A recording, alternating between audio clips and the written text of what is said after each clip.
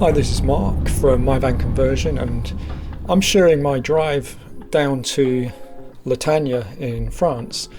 I'm approaching Dover here, and what this video is about is, I'm not going to share my whole holiday, but I wanted to share the kind of driving your camper van, especially I've got my dog with me, driving your camper van from England to France, and share some of the experience, show you a bit what it's like getting on the ferries, and just kind of sharing the vibe of a really classic road trip.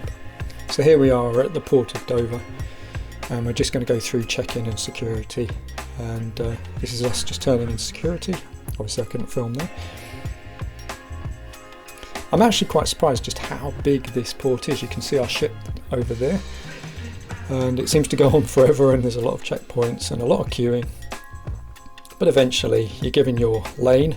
And I think we have something like lane 212 or something, which really gives you an idea of how big the port of Dover really is. So I'm speeding this bit up. I'm just going to let you enjoy the view as we board the P&O Pioneer craft. Now this ship is only 6 months old, and I've got to be honest, I was really impressed with it. Now I'm leaving Blue in the van here, and he's really used to that. He's got his water and his food. Okay, you're gonna be a good boy. But what I didn't realise is that there's actually a pet lounge, so the staff were really kind, and later on in the voyage they came down with me, let me back on the car deck so I could take Blue out, and we went up to the pet lounge for the second half of the trip. Passengers are requested not to leave their luggage unattended.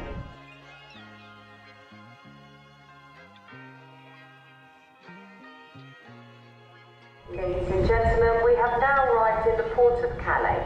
On behalf of the captain, the officers and the crew, we would like to thank you for travelling with P&O ferries and wish you a safe onward journey. So coming off the ferry is always a little bit crazy, and what I would advise is make sure you've got your sat-nav set up before you leave, because at this point you really need to know where you're going, which lane to be in. So have your sat-nav ready. That's my advice. As you see, I have to cut across 3 lanes there, but it's obviously sped up and it was all fine. For me, the trip actually begins, the holiday begins when I'm coming down that hill to Dover and getting on the ferry. And although you could take the Channel Tunnel, I've got a lot of fond memories of taking the ferry with my family when I was much younger. So my first stop for the night was at Fontainebleau. And you'll notice I put the grid coordinates up of various places as we go through this video. So Fountainbleau is a big forest just south of Paris, and it's famous for rock climbing, in particular for bouldering, and it's quite bizarre. You've got this lovely woods, and then there's these huge boulders, much bigger than what you're seeing here, and it's a bit of a mecca for rock climbers and boulderers. And a lot of these boulders have this weird kind of scaly effect. I'd love to know what causes that. If there's any geologists, please let me know. But after a long day's driving the day before, it's really nice to let the dog just run around and stretch our legs and have a bit of an adventure. And here I'm teaching him a new trick, going through this hole. Yes. Yeah. He's a happy dog. So Blue's a blue Merle Border Collie, and he's actually 11 years old.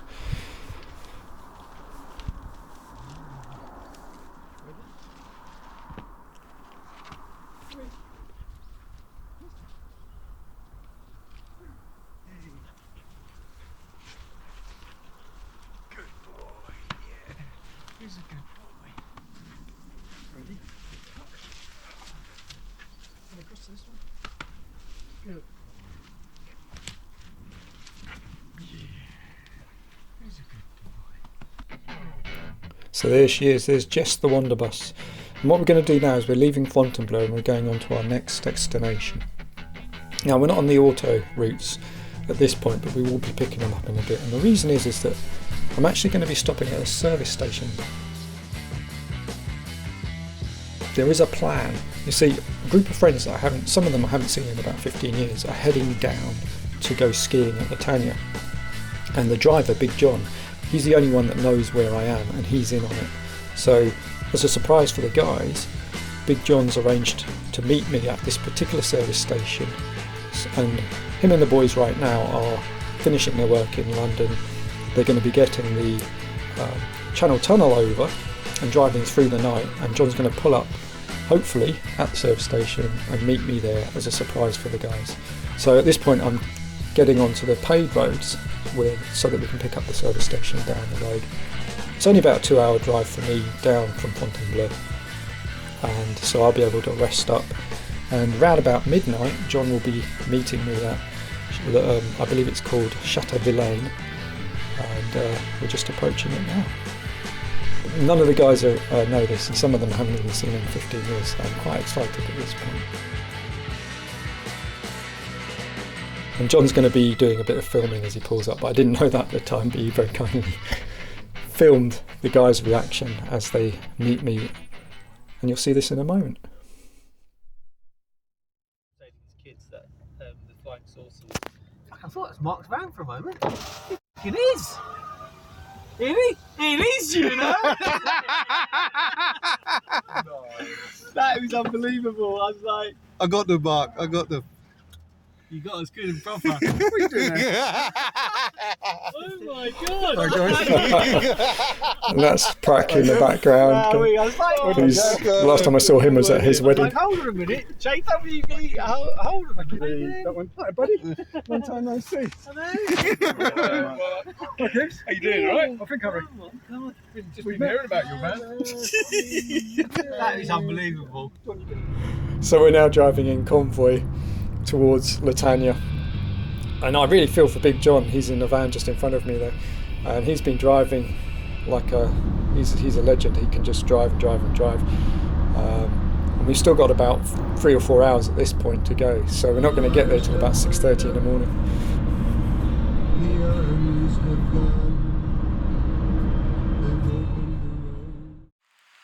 Well, this is actually the following evening. I didn't film us arriving because we were all just so tired. You little monkey. Now the guys are all staying in a chalet up the road. There's Big John's van just next to mine. But I'm staying here and really going for the camping experience, which I'm really happy about. And then on a Sunday morning we had so much snow, it was wonderful. And I'm just enjoying some overnight oats with lots of dried fruit and berries. And Blue's got his breakfast kibble there in the snow, and he's a happy boy. Blue absolutely loves being in the snow, so it's like he says to me, you know, finally it's the right weather for my outfit. I have to drag him back into the van. He absolutely adores just lying in the snow.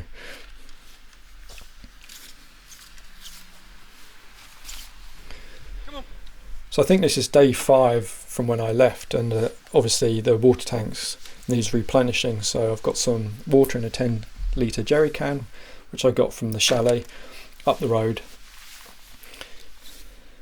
And if you're ever kind of on the road, it's good to have a dedicated watering can for filling up your tank, because although I've got the hose system, it's a lot easier just to pick up a watering can, pop the spout down the filler hose, and off you go. Assuming it's not frozen. I got lucky.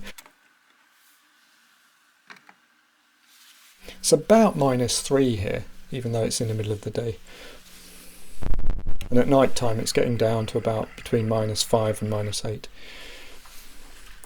And again, I absolutely love this. I absolutely love being out in these conditions. And what you find is, especially when you say walked into town or walked the dog, you warm up, and you can see the steam from the diesel heater there. Jess is quite a competent winter van as well.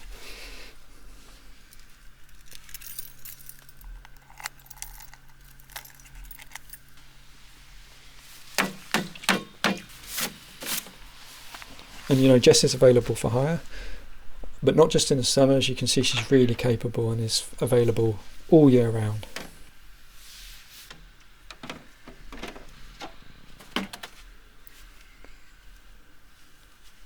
So you're seeing the bedding and the memory foam mattress topper that I've got there. So for sleeping, I've actually got a double sleeping bag, which is that grey thing that you can see.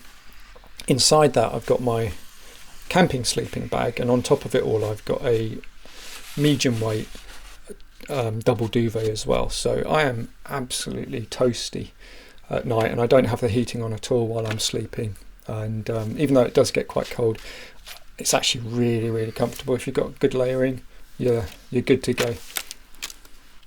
And this gives you an idea of how cold it actually gets. So this is me waking up, and there's ice on the inside of the windows.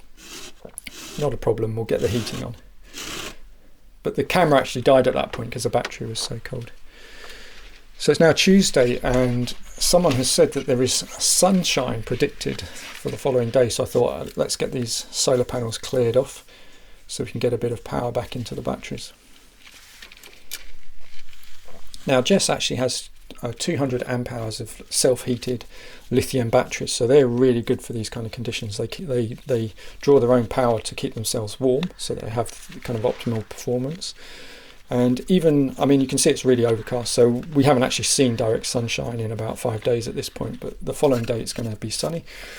And although we weren't getting direct light, we did manage to bring quite a few amps back into the batteries just from the solar panels. And I've got two 200 watt panels on the roof, as you can see there, so I've got 400 watts of panel.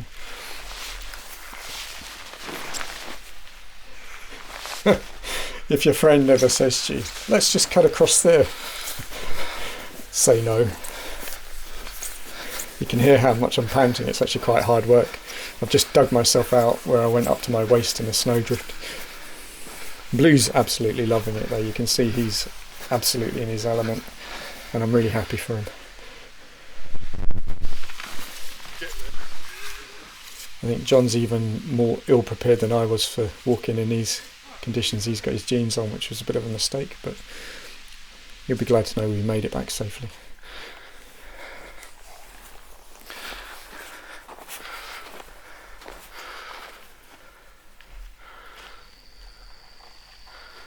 Look how happy Blue looks. So it was towards the end of the holiday now. Now I've got to take Blue to the vets because the system to get back into the UK is that you need to get a tapeworm treatment, and so I'd already booked this in before I even left England so that I didn't have any worries. At this point I haven't booked my return ferry crossing because I want to have a bit of flexibility, but once the dog's had his tapeworm treatment, then we have a window of 5 days to return. You can't return within 24 hours of the treatment, but you must return within 5 days of the treatment. This gives you an idea of the roads heading out. Now, most of the snow had cleared off the roads at this point. But it's so beautiful. And we've got the sunshine out as well, which is quite nice. So although it's only 8 kilometres to the vets, I think it took about 45 minutes because of the winding roads. And unfortunately we also kind of hit a bit of peak rush hour as well. Now Jess is equipped with all-terrain snow tyres as well, so she's more than capable in these kind of conditions. And it's really nice having that confidence.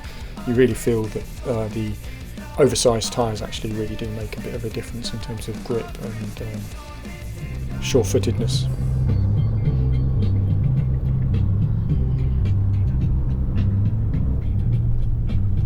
It's just absolutely stunning.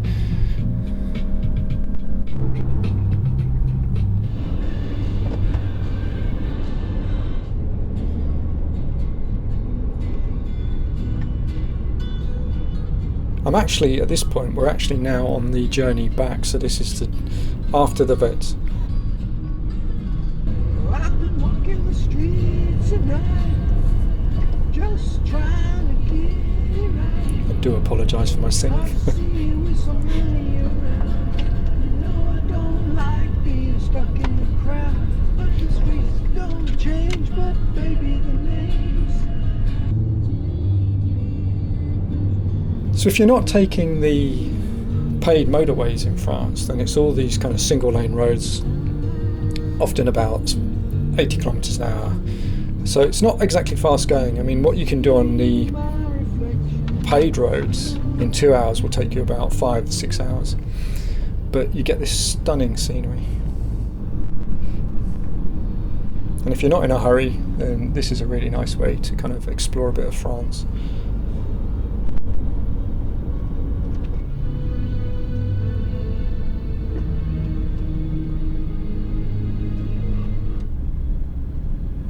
You'll notice Blue's got his harness on, and in some of the other shots you'll see that he's attached via a climbing strap and carabiner to the actual chair, so he can't really go anywhere, but he's free to move around and get comfortable and lie down. At this point it was time to just have a little break, let Blue stretch his legs.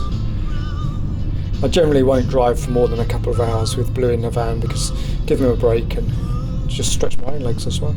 But what a place to stop.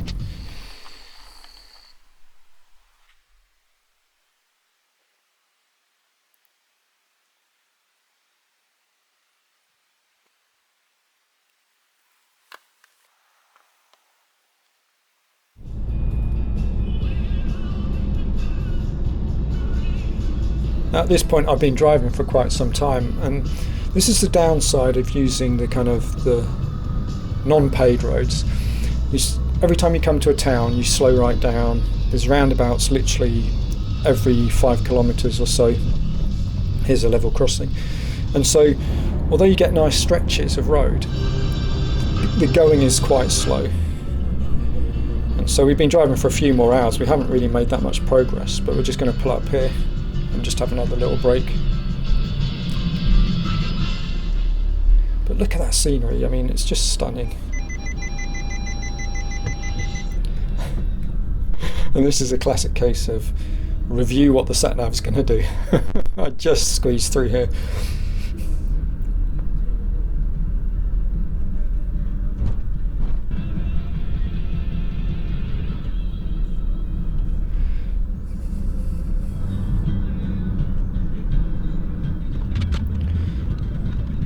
I don't know if you noticed, but the conditions have started to deteriorate.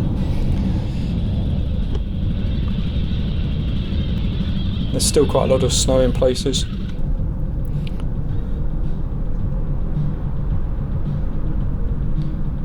At the roundabout, take the second exit on D52. And it's around about this point that we just started to get ground down a bit by constant roundabouts, small villages, and the progress just wasn't happening. And according to the sat-nav, it was going to take about another 10 hours of driving. In 300 meters. At the roundabout, take the second exit.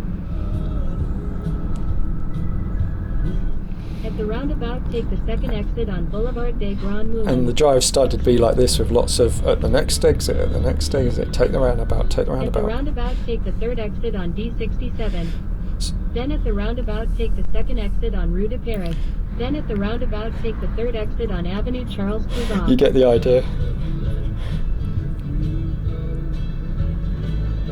I mean, I did stop and find a really nice shop and got a couple of croissants and things, but at this point you can see the going's quite slow.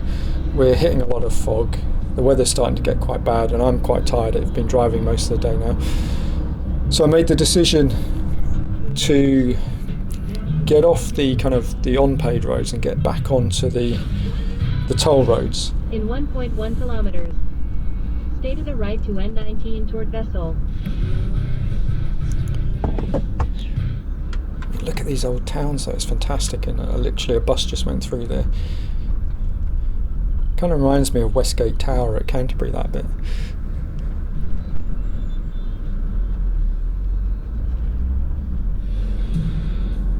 So it's getting dark, it's getting foggy. I mean, the camera doesn't really do it justice, but at this point I've pulled over onto the paid roads and I've found an inn, and this is the following morning. Honestly, don't know where I am, but there's Jess. But there was a seeming paradox here in the depths of the gulch too. Restrained energy of an animal crouching to leap. And this is me listening to LibriVox, Yes, I thought it was good. which is a really good way of having kind of audiobooks. I highly recommend it. Piece, rusted scrap among the rest of the junk. And now we're on the paid Armor roads, spaceland, so that we can make a bit cutting more away progress the and start heading towards Calais. And we've arrived at the port of Calais. So more queuing. Now this is one of their older ships. I believe this ship is about 12 years old. But interestingly, it's the only one left in the fleet that has a separate cafe from the restaurant, so I really like that. Now for this crossing I left Blue in the van, but he's got water and food and he's quite a happy bunny really. And here we are, homeward bound. I really enjoyed this holiday. It was so nice to kind of really put Jess through her paces in some really cold climates and driving up the mountains and stuff.